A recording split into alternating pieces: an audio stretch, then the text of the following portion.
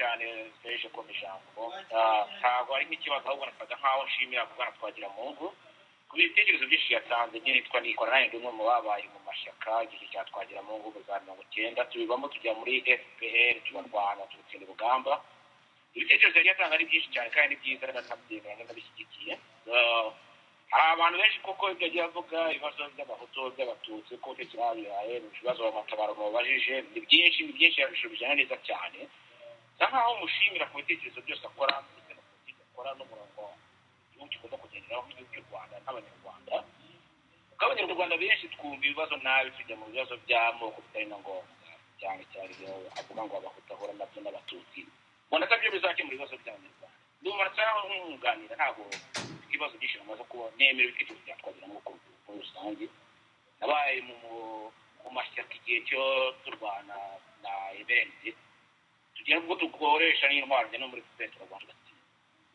ubwamukaraje cy'uburyo nabyo tuza kukivamo turahunga turaho hanze turarwana kureba ko ibindi bizashoboka dukeneye abantu bazima b'ibitekerezo byiza batagana ibyo macakuri biriho n'ubwo amashyaka bashinze umunsi ngo yacitse ibice bibiri kizo ni FDI bureje ngabire igice kindi kirashwanya kigiriyeho ngaho baraje abandi amashyaka barabona ko basenyesenye hirya no hino za president tuzagira kuki igihugu tuzakira he hari ibyo mwahoze muvuga ngo yagambanye ngo byomba bijya gisino nabyemera ingemera ku ruhande rwanjye nibe bwoko reka mvuge muri rusange nanjye ndi umuhutu nabaye no muri FPR nararwanye nabaye no muri cross border kwa Kagame nabuze abantu banjye benshi bapfuye ku mpande zose iyo twajya mu naraza ko n'icyango habaye abantu benshi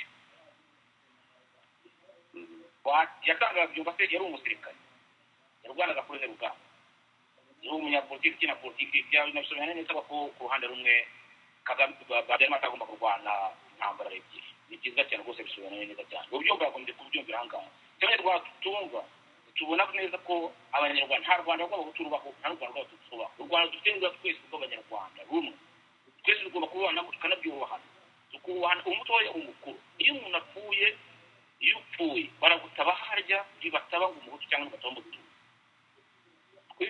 twese badusaba twese ikintu izi mpamvu tudashobora kubahana tugahana agaciro twe kwibona mu ndorerwamo y'amoko turabahutu ngo turabatutsi ibyo bizatugeza hehe bizatumarira iki reka twubahane mu ruhande rwa politiki tujye mu ruhande rwa politiki n'ibyo natwagira mu bagiyemo tubanze twubahane nk'abantu basanzwe niyo tujya muri politiki ture politiki ikorwa iki ko yavuze nta kajagari harimo akajagari kose muri politiki urabyuka ugashinga ishyaka urabyuka ubundi agashinga ishyaka hari bizatumarira iki ayo mashyaka y'akabuto bayo reka twubake igihugu turebe niba tugiye guhangana tujye muri politiki abantu bazima dukurikira umurongo mwiza ushobora kuzagira ikintu mu bumwe he kubamo politiki ya gisirikare niba uri guhangana muri politiki kira uravuze tugiye kuri demokarasi kirahariye duhangane ngo dutsinde ndabyemera unyobora niyo utsindwa ndemera ko unyobora muri Amerika Obama aratsinze abantu bose baremera ngo Obama aratsinze kwize dufata umurongo tukigiraho demokarasi niba tuba demokarasi ko ntabwo ugomba gutsinda kugira ngo habeho gukura kufunga n'ubu ibitekerezo natanga ari Serge n'unganira Twagiramungu mu bitekerezo bwa neza cyane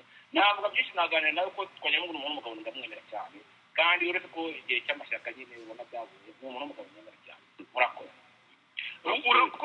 urakoze cyane ndagushimiye kuri ibyo bitekerezo kandi ndavuga ko ibyo bitekerezo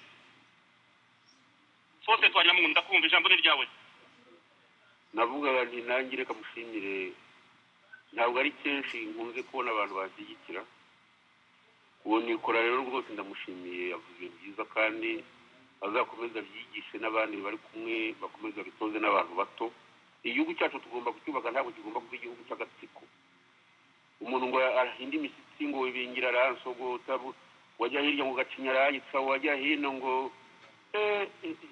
ibintu twabihoramo tugiye kurangiza imyaka 20 abantu bahinda imisitsi n'intambara twarwanye tugira ngo tugere kuri demokarasi ariko ko babirimo bivuga ko ngo bo ni abantu beza ngo bazanye demokarasi ngo n'amajyambere utarazanye z'amajyambere ni iyo nari i Kigali nageze i Kigali ndi umwana mfite imyaka 11 Kigali hari abantu 2000 batarenze 2700 cyangwa se bitatu ubu mujyi wabaye umujyi yego ariko ntabwo wubatswe na Kagame gusa niyo kintu nawe agomba kujya yigira bose bagiye bashyiraho itafari ryabo nkaba rero nibwira ko tugomba kucyubakira hamwe nawe uzacyubaka wenyine urakoze cyane. Undi muntu ngira ngo mfungure umurongo wa telefone, afu umurongo urangizwa na 665 665 niba utakanze rimwe bibeshya baza ikibazo ex premier ministre Faustin Twagiramungu. Murakoze Serge ni Felicien. We nkunda gukurikirana ibiganiro bya Faustin Twagiramungu kuva na kera tukiri mu Rwanda, ubwo yafataga ijambo akavuga ngo wazakina igikirere. Rwose ni umuntu urambye muri politike kandi akaba yaraharaniraga ko abanyarwanda bagombye kugira uburenganzira bwo kwishyira bakizana, hakabaho demokarasi mu Rwanda isesuye. Ariko ibyo yaharaniye nzi ko atari kuko byagenze. Muribuka mu Rwanda FPR ikimara gufata ubutegetsi amarorerwa yakoze nta munyarwanda n'umwe utayazi, agizwe n'ikintu cyane cyane cyitwa iterabwoba cyo kugira ngo buri munyarwanda wose aho ari agira ubwoba, here kugira umuntu uvuga, here kugira ugira ubwinyagamburiro.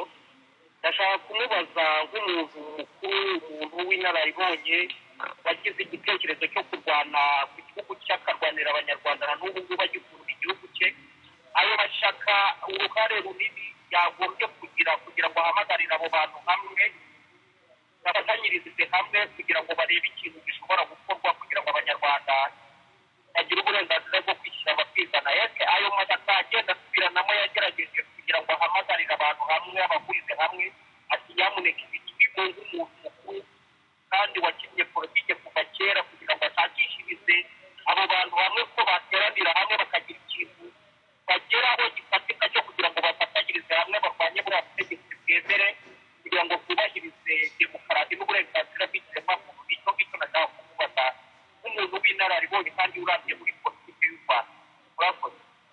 Urakoze cyane. Ikibazo cye kirumvikana kandi ndagira ngo nawe mushimire kubera ko ashyigikiye ibitekerezo twatangiranye nawe kera tugitangira amashyaka azabikomereza aho ngaho abitoze n'abamugwa mu ntege.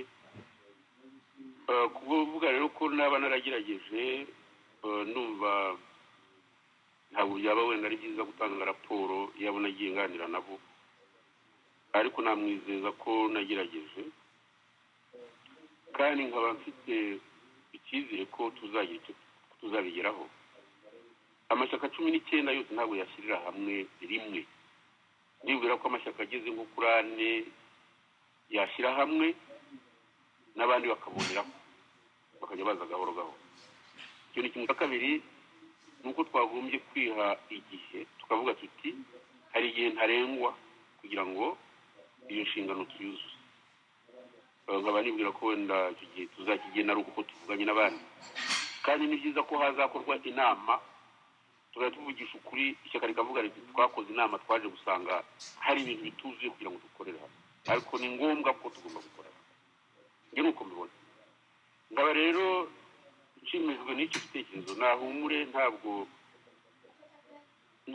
ibyo bintu ndetse navuga ko kuba ntabyitaho byaba ari nk'icyaha. Nditaho buri munsi ariko ntacyo nari nageraho, nkaba nibwira ko n'abandi nabo babyitaho nk'uko mbyitaho tukazahuriza hamwe.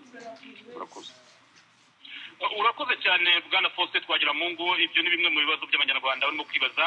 Reka mfungure umurongo wa telefone, umuntu ukurikiraho afite umurongo urangizwa na 5154. Niba utakanze rimwe bibeshye, ijambo ni ryawe. Murakoze Serge.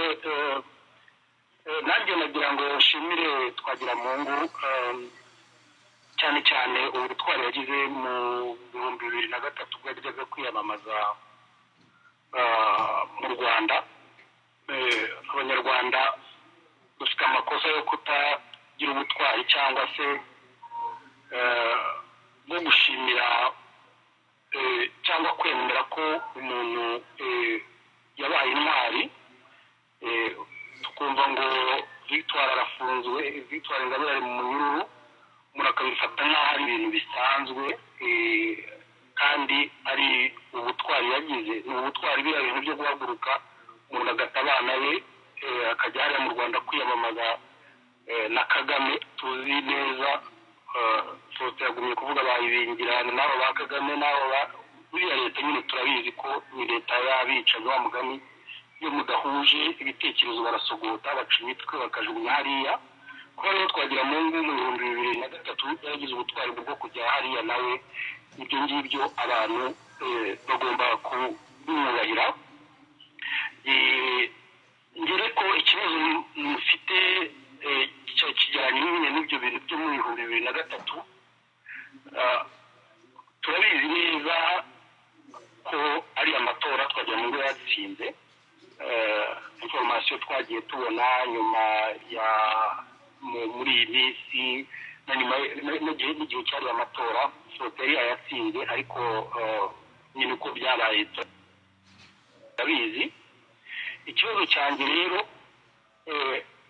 twagira mu ngo yenda agenda ntabwo abona ko hashobora kuba harabaye manipulation, yarabaye manipule cyane cyane kuri abandi twita communauté internationale.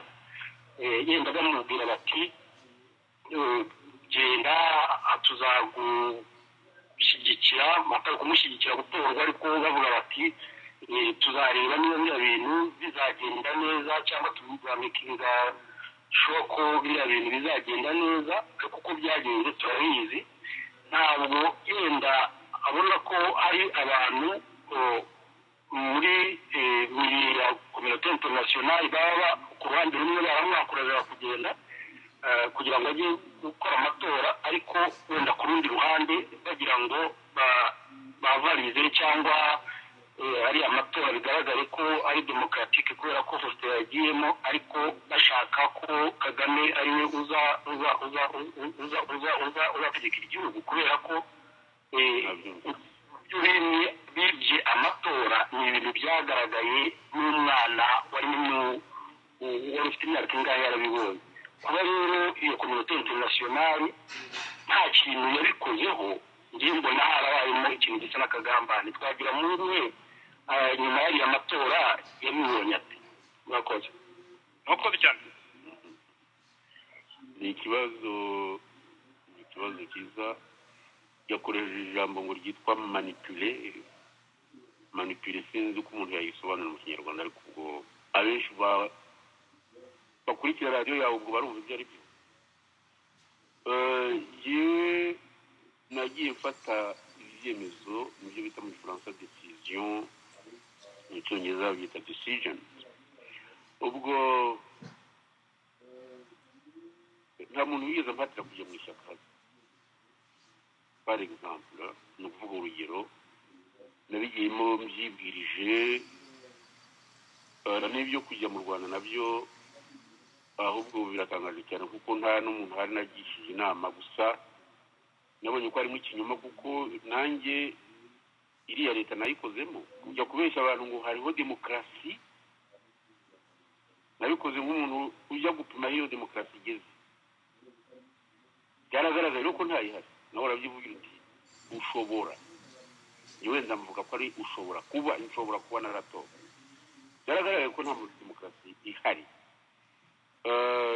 kugira ngo rero ngo wakanire rwose neza, nta muntu n'umwe wigeze nsanga aho nari ntuye ngo ati rwose uzagiye nono fadito.